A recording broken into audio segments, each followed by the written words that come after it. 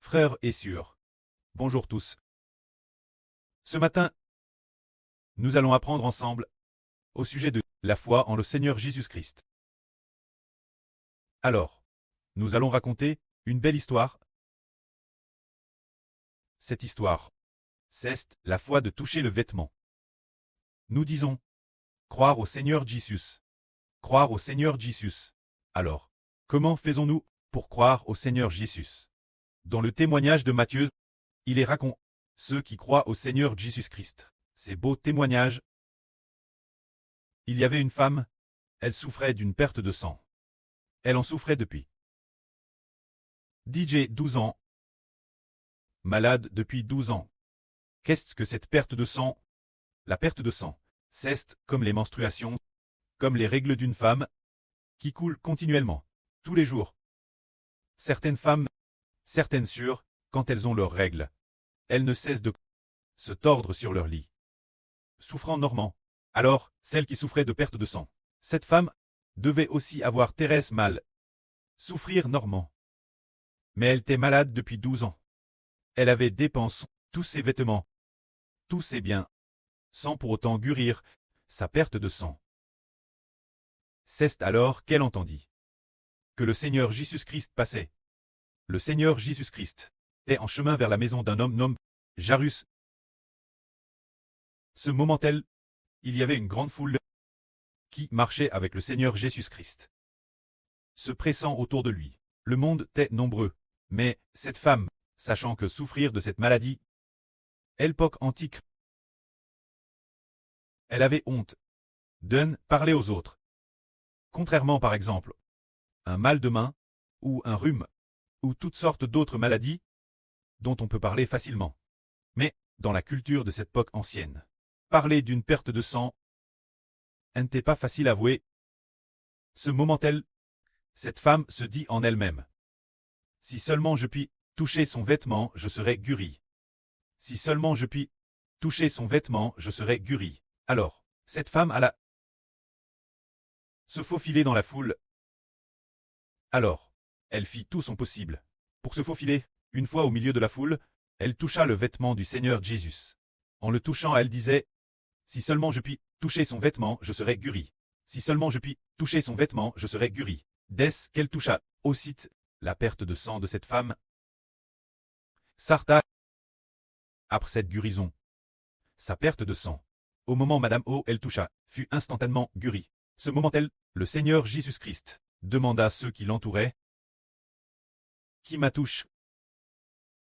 Ah, qui m'a touché? Alors, ils ont dit: Seigneur. La foule t'entoure et te presse, et tu dis: qui m'a touché? Mais le Seigneur dit: quelqu'un m'a touché.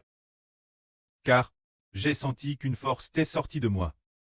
Alors, cette femme, voyant qu'elle ne pouvait plus se cacher, ne pouvait plus cacher la chose, vint en courant et se jeta aux pieds du Seigneur. Lui dit: Seigneur, c'est moi qui t'aille touche. Alors, elle raconta l'histoire de sa maladie, et comment elle avait touché le vêtement du Seigneur, et comment finalement elle avait été guérie, tout cela devant tout le monde. Elle le décéala.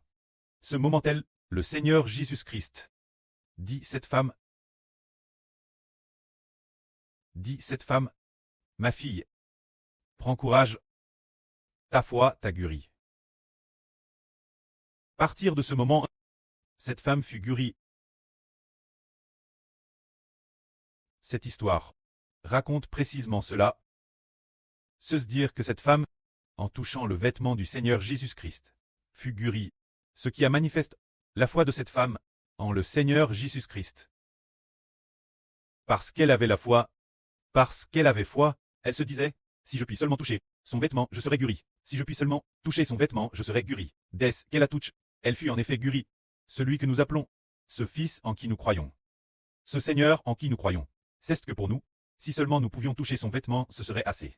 Alors, pouvons-nous avoir la madame foi que cette femme a? Une foi comme la sienne, qui cherche toucher Jésus-Christ. La foi de toucher son vêtement. Ah, si nous avons une telle foi, quelle que soit notre maladie, nous serons certainement guéris. Car, cette femme, elle a touché le vêtement du Seigneur Jésus-Christ. Déesse, qu'elle la touche, elle fut immédiatement guérie. Ainsi nous comprenons, Ken Ralit, croire au Seigneur Jésus-Christ. C'est très comme cette femme. Avoir foi dans le nom du Seigneur Jésus-Christ. Cette femme avait dit, si je puis seulement toucher son vêtement, je serai guérie. Si je puis seulement toucher son vêtement, je serai guérie. Par cette foi, elle fut vraiment guérie. Frères et sœurs, Y a-t-il de beaux témoignages? Y a-t-il un beau témoignage qui montre que, parce que nous croyons au nom du Seigneur Jésus-Christ. Parce que nous croyons au nom du Seigneur Jésus-Christ. Ensuite, parce que nous avons foi dans le nom du Seigneur. Notre maladie a été guérie. Ou bien, un autre beau témoignage. Si je puis seulement venir devant le Seigneur, les choses peuvent s'accomplir. Y a-t-il un tel témoignage? Ah, notre sœur Zaowan a hoché la tête et a dit. Oui, il y en a. Oui, il y en a. Il y en a vraiment. C'est dire que nous allons parler de la sœur Zaowan. Il y a de nombreuses années, peut-être plus de 10 ans, elle a connu le Seigneur. Elle a vécu de nombreux et beaux témoignages. Elle était dans l'église. Mais les frères et sœurs de cette église, elle, n'avaient pas comme la sœur Zaowan de si beaux témoignages. Un sœur Zaowan a dit, il suffit de proclamer au nom du Seigneur, et c'est tout. Il suffit au nom du Seigneur de prier et c'est bon. Dès qu'on prie, on revoit. Dès qu'on prie, on revoit. Alors, sur la sœur Zaowan, il y a eu beaucoup de beaux témoignages. Il y a eu une fois, il a plu verse, il y a eu une tempête de pluie. Ce moment-elle, ses collègues autour d'elle ont tous dit, oh il pleut tellement fort, comment allons-nous sortir? Comment traverser? Allez Elbas, comment traverser? Allez Elbas, sur Zaowan a dit devant tout le monde. Rassurez-vous, dès que je prie, mon Seigneur, fera immédiatement cesser la pluie. Dès qu'elle a pris, la pluie cesse art. Alors, beaucoup de gens, ces collègues de l'époque ont dit, ah, ton Seigneur est si puissant. Dès que tu pries, il fait tout de suite. Arrêter la pluie, c'était vraiment le cas. C'était vraiment le cas. C'est par la foi. En priant par la foi, que tout de suite, la pluie cesse immédiatement c'est très merveilleux, merveilleux.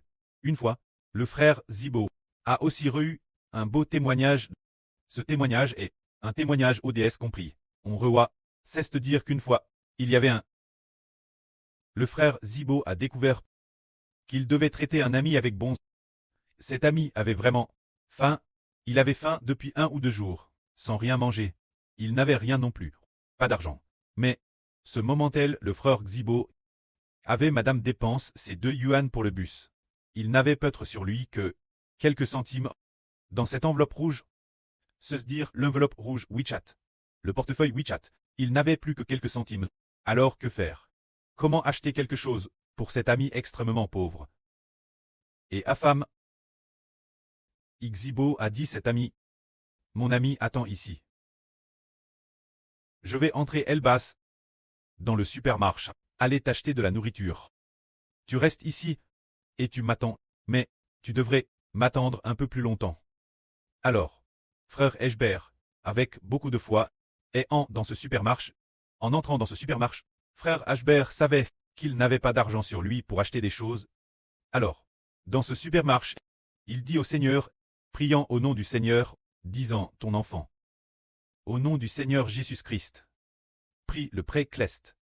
Pré, tu es miséricordieux, Dieu de grâce. Tu es le preux des orphelins. Le défenseur des veuves. Cet ami. Il a DJ, passe 2 jours sans nourriture. Il est si pauvre. Ton enfant désire le traiter avec bon. Vouloir lui acheter quelque chose, manger. S'il te plaît, précleste, coûte la prière de ton enfant. Ton enfant désire que le précleste ait pitié de cet enfant. Dès qu'il a pris, pendant qu'il priait, soudain, sur WeChat, un message est arrivé. Ce message t'est. Un message a été envoyé.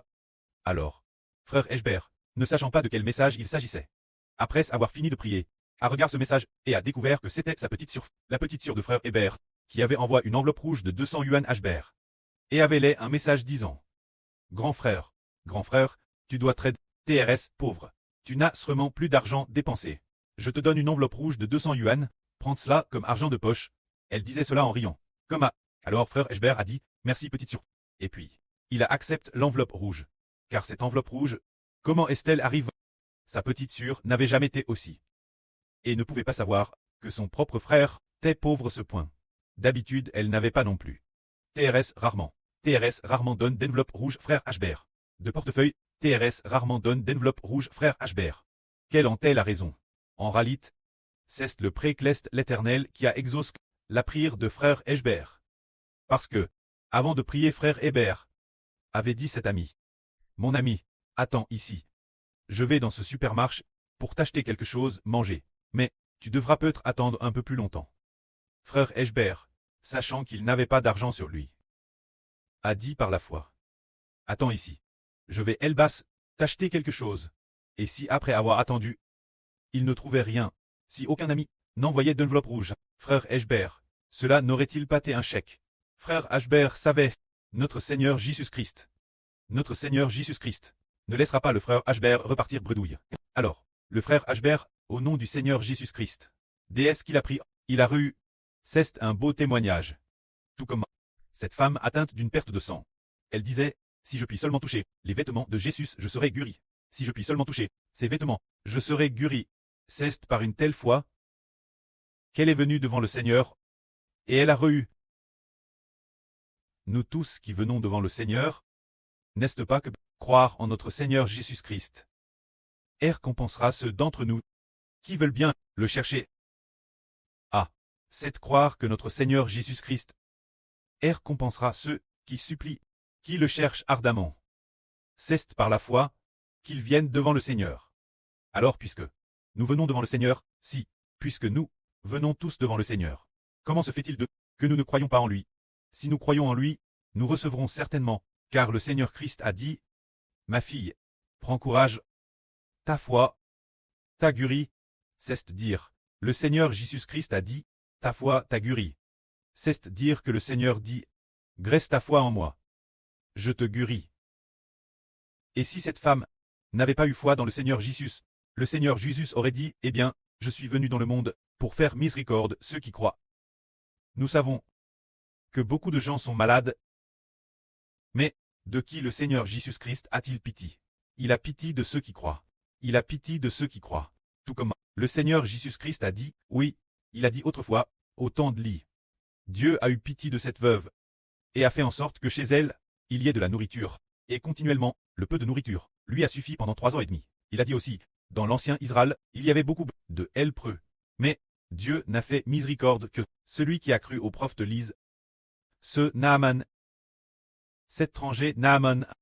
Ainsi, il en va de Madame pour le Seigneur Christ. On veut bien qu'en Israël, il y ait eu probablement beaucoup de femmes atteintes d'une perte de sang, qu'on appellerait peut-être des maladies gynécologiques, ou peut-être les maladies gynécologiques d'aujourd'hui. Alors, peut-être que cette époque-là, il y avait beaucoup de femmes ayant ces maladies. Mais, seule cette femme a obtenu miséricorde. Pourquoi? Parce que cette femme avait foi dans le Seigneur Jésus-Christ, et a ainsi obtenu miséricorde.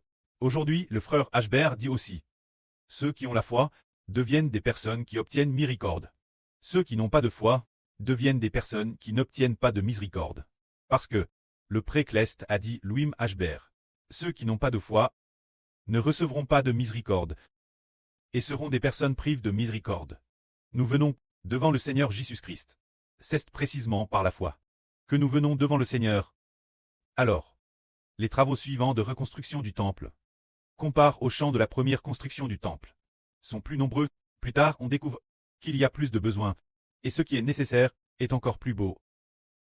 Alors, parce que nous avons la foi, la puissance du Seigneur Jésus-Christ va siéger et agir en nous pour que les champs que nous construisons soient à la fois beaux et bons, extrêmement beaux, TRS appropriés pour l'adoration, tout comme nous venons de le faire lorsque les deux sœurs adoraient au sujet du contenu du RVE de Shell Clest. C'était encore plus beau que la création originale. Alors peut-être que dans 10 jours, concernant la partie de la plus belle promesse, lorsqu'elle sera proclamée, nous verrons les frères et sœurs construire. La partie où l'on sonne les 144 trompettes. Ceux qui auront construit, les frères et sœurs seront bénis. Ils auront la bénédiction de construire la partie suivante, et cette partie suivante deviendra pour Israël de la part de Dieu la partie de la plus belle promesse. Que la gloire soit rendue auprès et au Seigneur. Amen.